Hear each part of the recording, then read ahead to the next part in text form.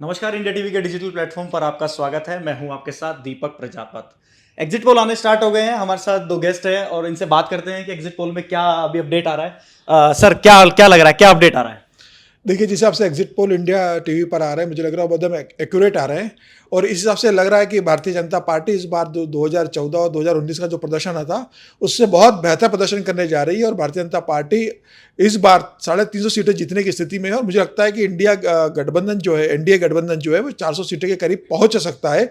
दक्षिण के राज्य जहां भारतीय जनता पार्टी का प्रदर्शन कभी अच्छा नहीं रहा था, भारतीय जनता पार्टी खाता नहीं खोल सकी थी जिन राज्यों में, वहां भारतीय जनता पार्टी बहुत बेहतर प्रदर्शन कर रही है। यह बताता है कि जिस राज्यों में भारतीय जनता पार्टी का प्रदर्शन सबसे खराब रहता था, वहां अगर प्रधानमंत्री मोदी के नाम पर वोट मिल रहे हैं और भारतीय जनता पार्टी की सीट बढ़ रही है, इसका मतलब यह है कि उत्तर भारत में और बाकी राज्यों में भारतीय जनता पार्टी बेहतर प्रदर्शन करेगी। और भारतीय जनता पार्टी 330 के ऊपर अपनी नंबर सीटें लेती हुई अभी दिख रही है। सबसे पहले दक्षिण भारत का सर्वे आया है। सर, दक्षिण भारत में 5 राज्य हैं। 5 राज्यों में से कितना नुकसान होगा?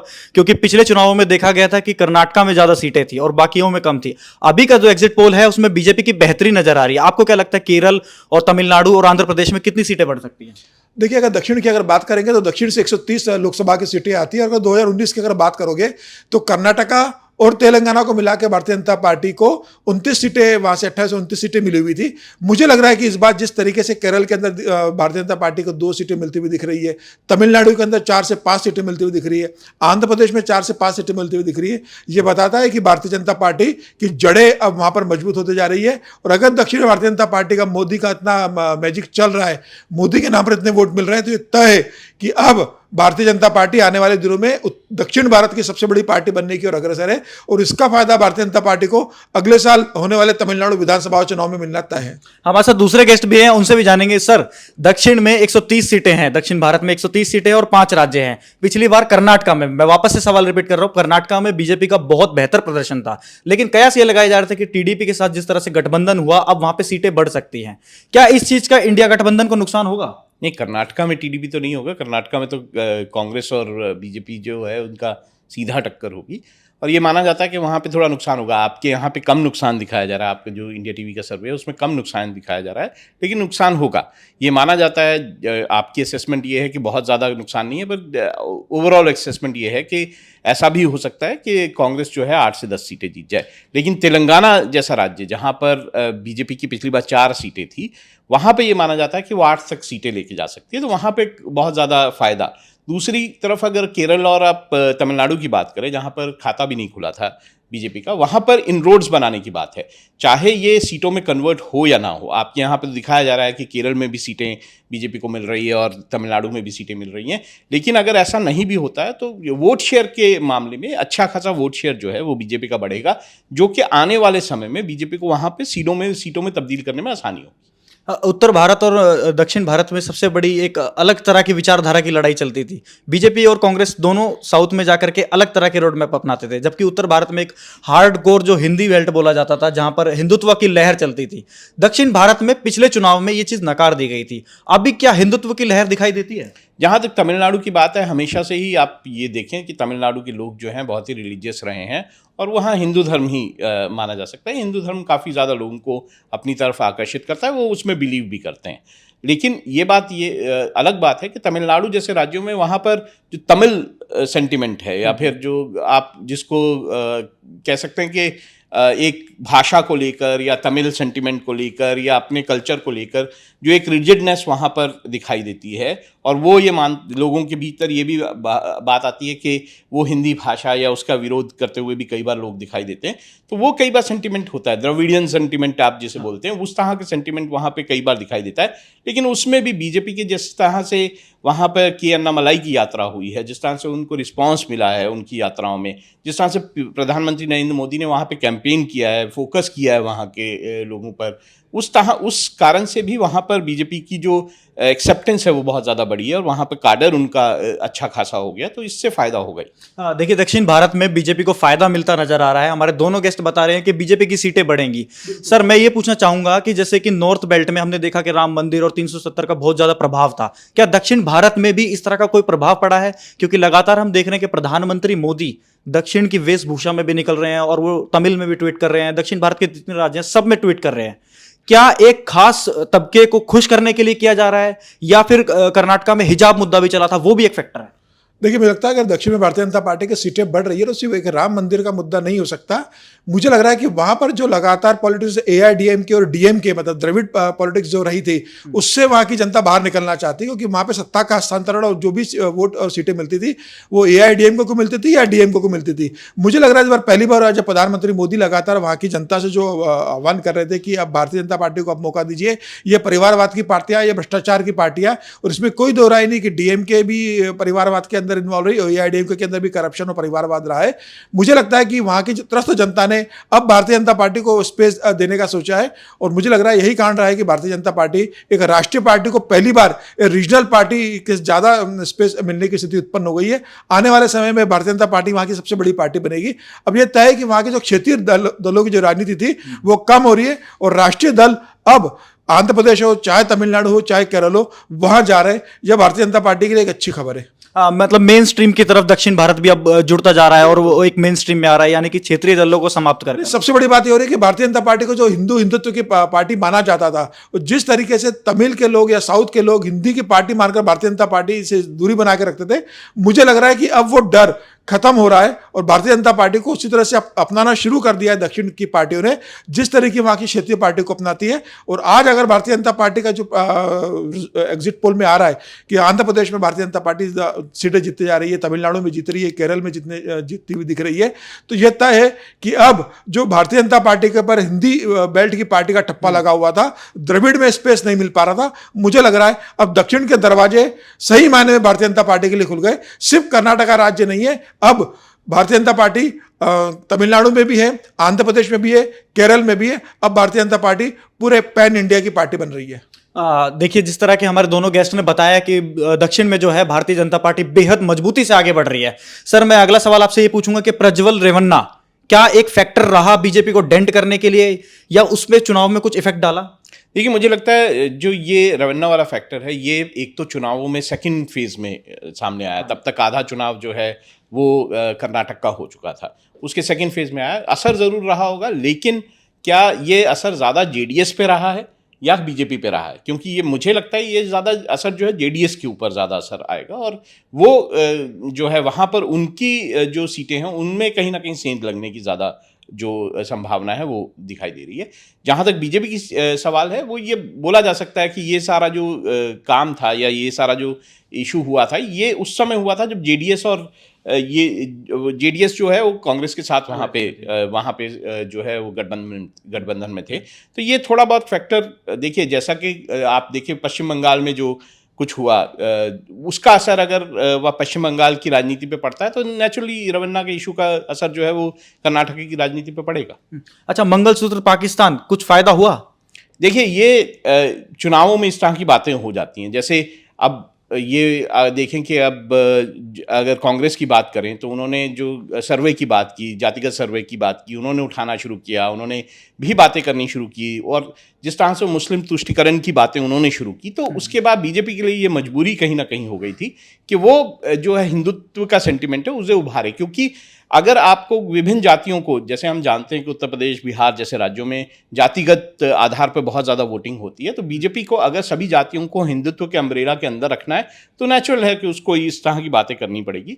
लेकिन मुझे लगता नहीं है कि बीजेपी की नीतियों में, या जब वो उस तरह की स्कीम्स निकालती हैं जो सोशल वेलफेयर की स्कीम्स होती हैं, उसमें कहीं कोई ना कोई धर्म के आधार पर कोई भेदभाव होता है, ऐसा नहीं होता है। तो मेरे ख्याल से एक चीज़ ये है, और दूसरा ये भी है कि महिलाएं इसको किस तरह से देखती हैं। अगर महिलाएं फ्री राशन की बात कर रही हैं, अगर महिलाएं जो है प्रधानमंत्री जो घर की योजना है उसकी बात कर रही हैं, तो नेचुरली ये ज़्यादा सेंटिमेंटल इशू हैं, ये ज़्यादा प्रैक्टिकल इशू हैं जिन पर वोट जो है दिया गया होगा। हाँ, दक्षिण भारत के बाद अब सर्वे उड़ीसा का भी आ चुका है। उड़ीसा से भी एक कमेंट लेंगे सर आप दोनों से। उड़ीसा में बीजेडी ने हमेशा बीजेपी को समर्थन दिया है, अलायंस में नहीं रहे उसके बाद भी समर्थन दिया है। क्या बीजेडी को इस बार नुकसान होगा?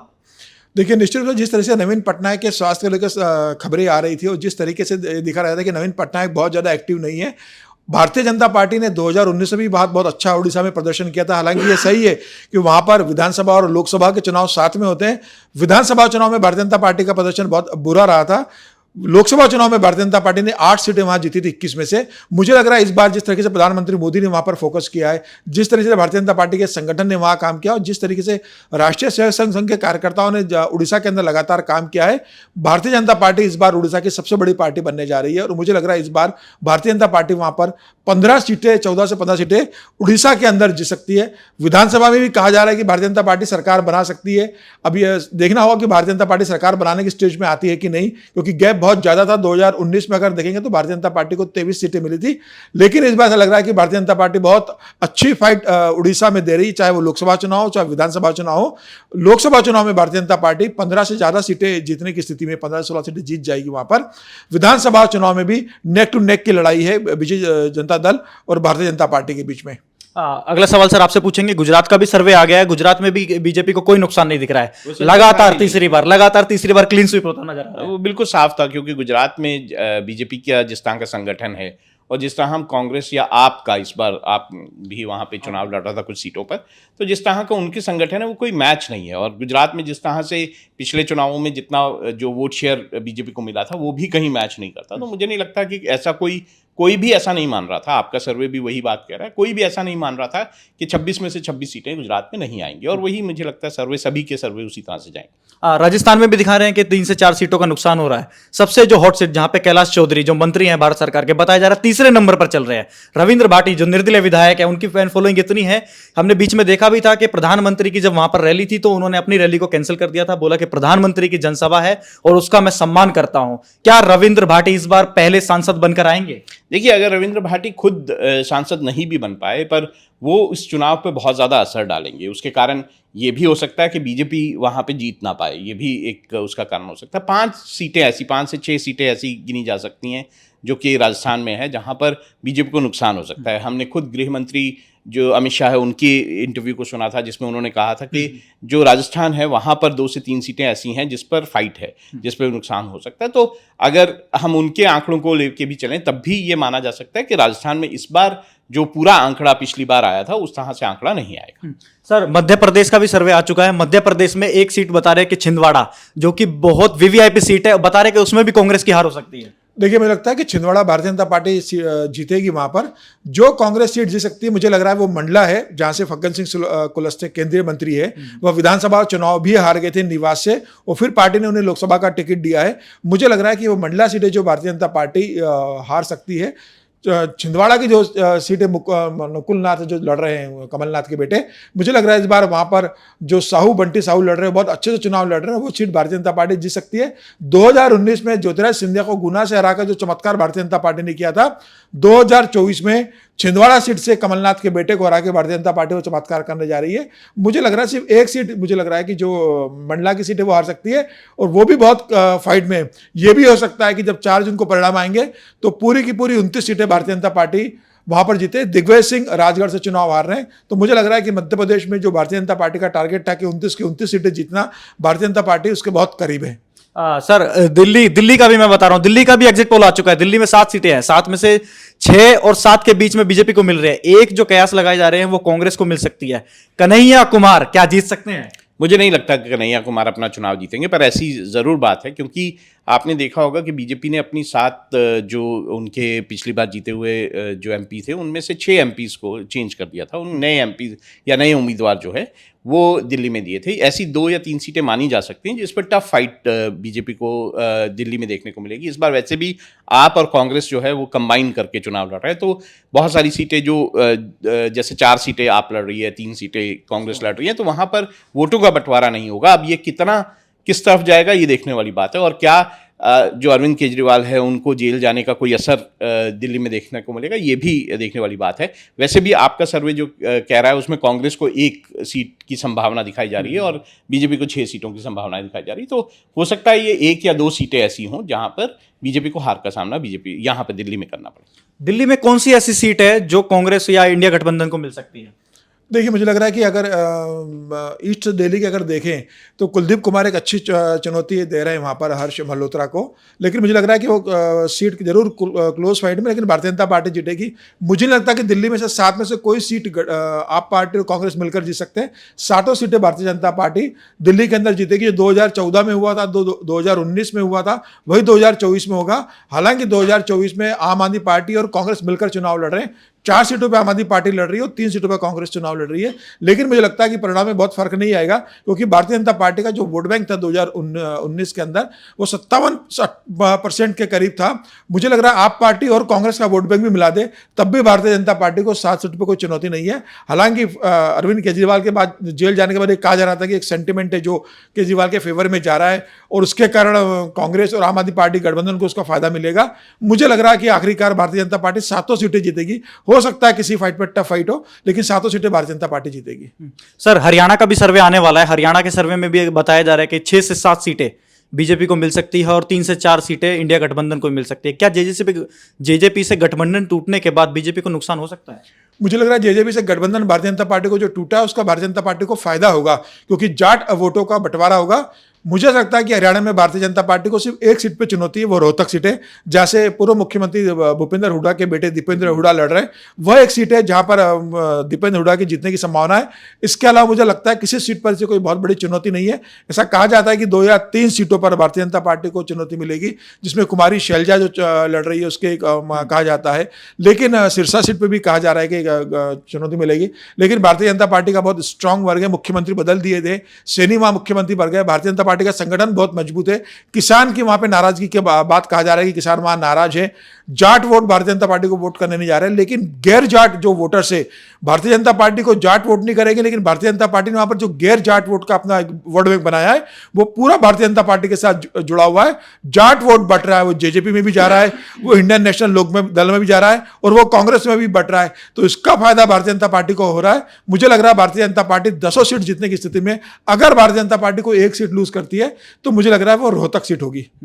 तो अभी तक का सर्वे जो आया हमने आपसे उसके बारे में बताया, और अब आगे भी देखेंगे, कुछ और राज्यों के सर्वे भी हम देखेंगे और दोनों हम अपने गेस्ट से भी बात करेंगे। तब तक के लिए देखते रहिए इंडिया टीवी।